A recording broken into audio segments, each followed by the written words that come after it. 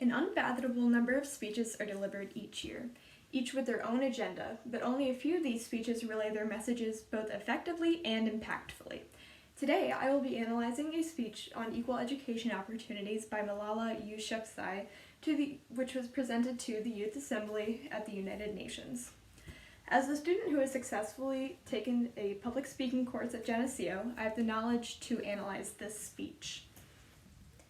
In order to understand the intentions of a speech, background is needed on the speaker.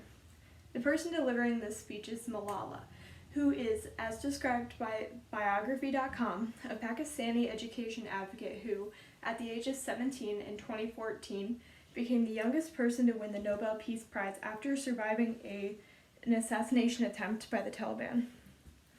The audience of this speech includes a wide age range, as there are both youths and adults in the audience.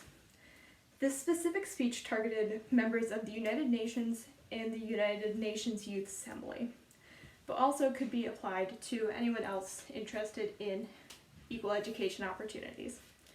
Throughout her speech, Malala maintained a very formal tone to both fit her environment and the audience type. In order to make her speech effective, Malala used many stylistic devices. I'm going to highlight 3 of these stylistic devices now, starting with personification. Personification was used very effectively in her speech. For example, she said, "Weakness, fear, and hopelessness died.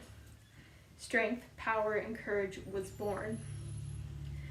Looking at information from Author's Craft article on literary devices, the use of personification helps engage the audience as it connects listeners with the object that is being personified. Giving the audience something to connect to is important as it will help them to better understand the overall message in the speech. Looking at another example, we see the use of the repetition of the word same. This is a quote from Malala's speech. "I am the same Malala. My ambitions are the same, my hopes are the same, and my dreams are the same." She uses the device of repetition to create a lasting impact on the audience to show that the actions of the Taliban did not change her. The third device I want to identify is metaphor.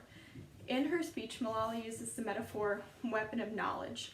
She could have easily said that knowledge is a weapon, but phrasing it like this makes it easier for the audience to make their own connections, thus engaging them. Malala presented herself with very good posture throughout her entire speech. Her nonverbal communication skills were very good. She also did not rely on the use of note cards, because eye contact is very important. Stephen Beebe did a study on eye contact during speeches, and it showed that an increase in the amount of eye contact generated by the speaker significantly increased the speaker's credibility in terms of qualification and honesty. Malala is very strong in her delivery. She exhibited some of the most important qualities of presenting, such as eye contact, inflection, and volume. She also used persuasive tools such as ethos, logos, and pathos.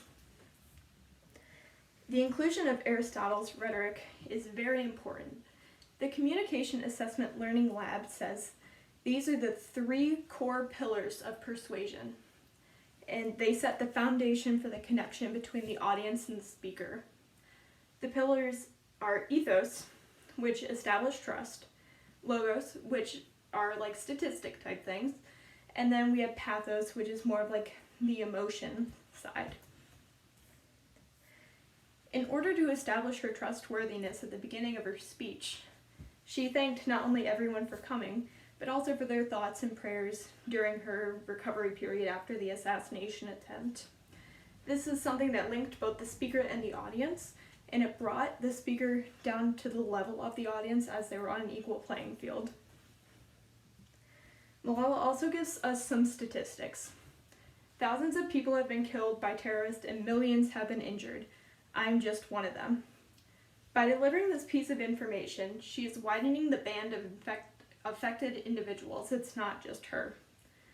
Malala also creates an emotional link with her audience as she treats them like family. She often addresses them like this: "Dear sisters and brothers." This gives everyone a close connection with her, as they feel like they are now part of her inner circle. Malala is a strong public speaker who has overcome many difficult challenges in order to make sure everyone gets the education they deserve. She uses stylistic devices, Aristotle's rhetoric, and even has phenomenal nonverbal communication skills. I'm going to leave you with a line from Malala's speech that is most impactful because of her delivery and inflection. She stressed on the words just so in order to make it stick with you, as it has stuck with me. There was a time when women social activists asked men to stand up for their rights. But this time, we will do it ourselves. Thank you.